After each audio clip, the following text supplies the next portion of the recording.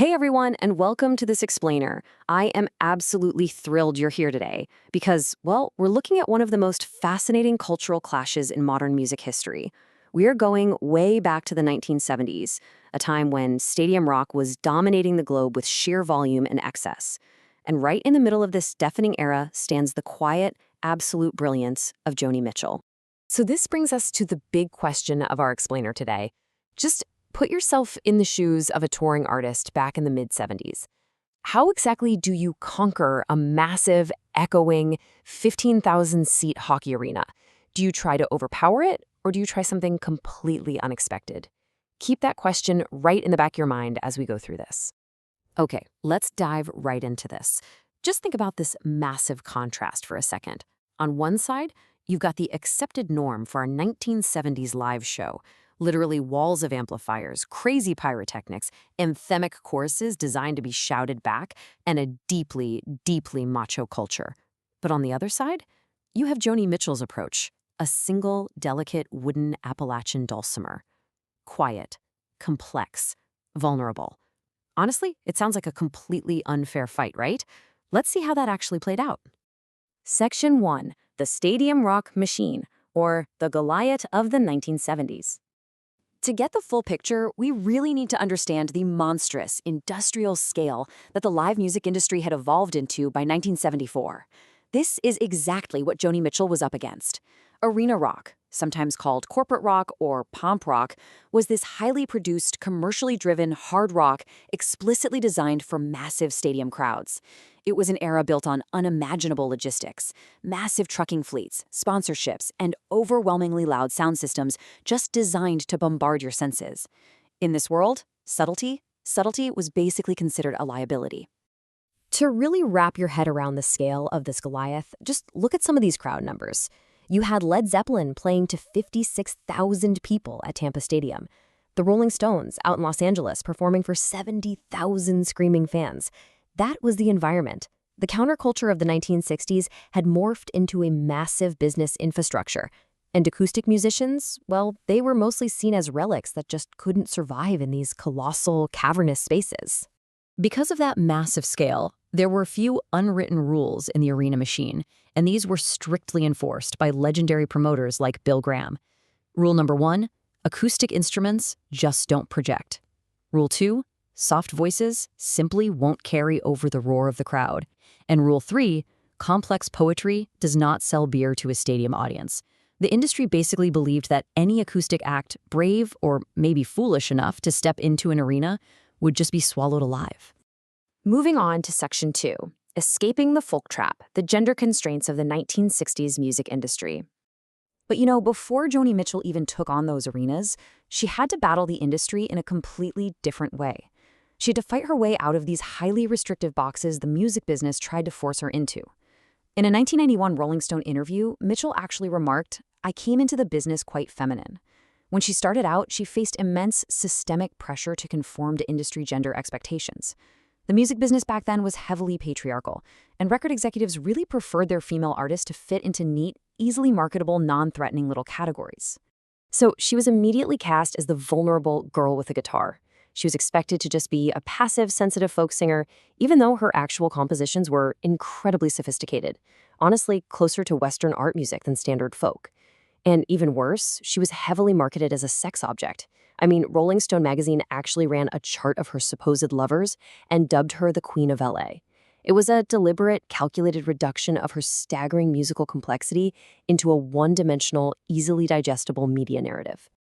Which brings us to Section 3, a dulcimer in the arena, subverting the spectacle in 1974.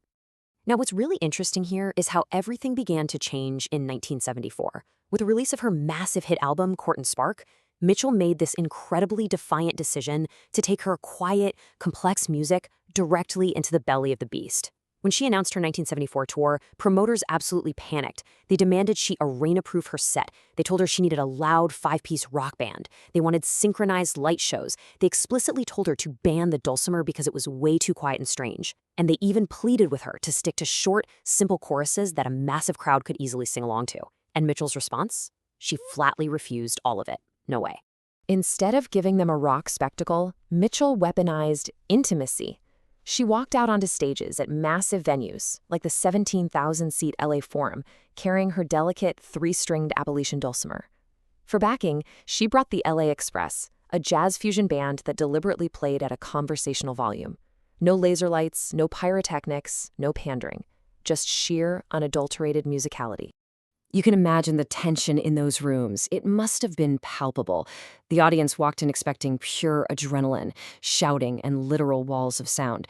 What Mitchell delivered was oxygen. She used complex alternate guitar tunings and played at that conversational volume.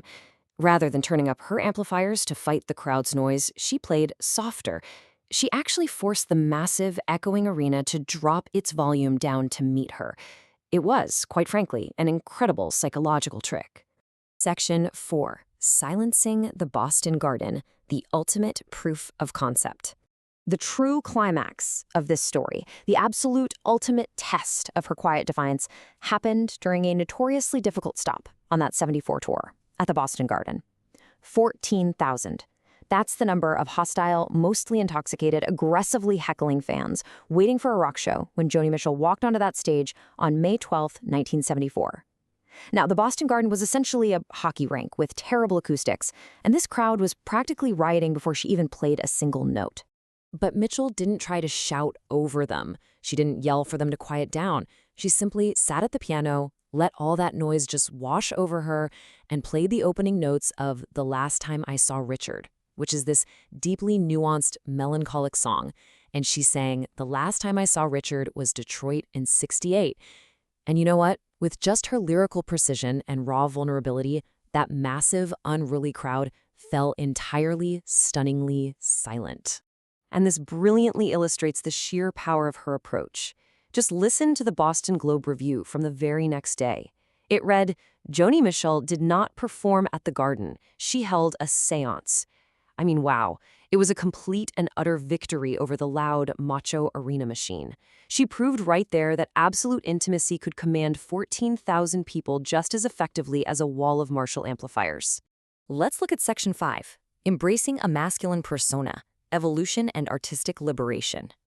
Coming out of that massive 1974 triumph, Mitchell did not just rest on her laurels. She actively continued dismantling those restrictive boxes the industry tried to trap her in.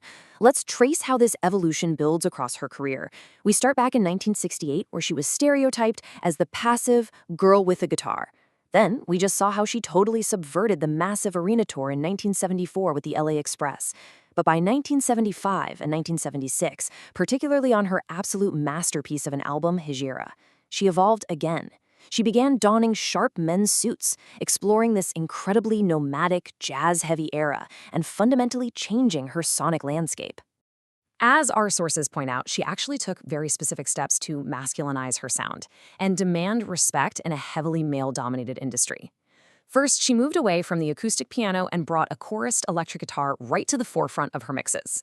Second, she aggressively pursued these heavy bass timbres, collaborating with legendary bassist Jaco Pastorius and using a custom acoustic guitar built specifically for rich bass tones. And finally, she adopted the lifestyle of a male rocker, touring with male musicians and wearing suits to actively escape patriarchal constraints. It wasn't just a style choice, it was tactical musical genius. And finally, Section 6, The Legacy of Intimacy, How Quiet Defiance Changed Music. So what does this all mean? How did this quiet defiance, this total refusal to play the industry's loud game, change music forever? Well, the crucial point is this. Joni Mitchell proved that massive arenas could indeed hold space for vulnerability, poetry, and interiority. She completely shattered the heavy rock monopoly of the 1970s.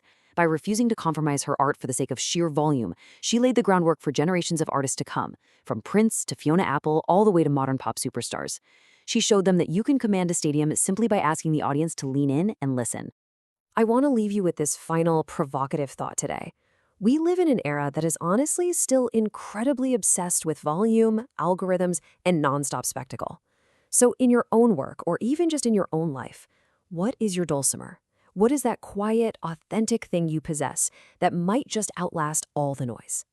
Thank you so much for joining me on this explainer, and I'll catch you next time.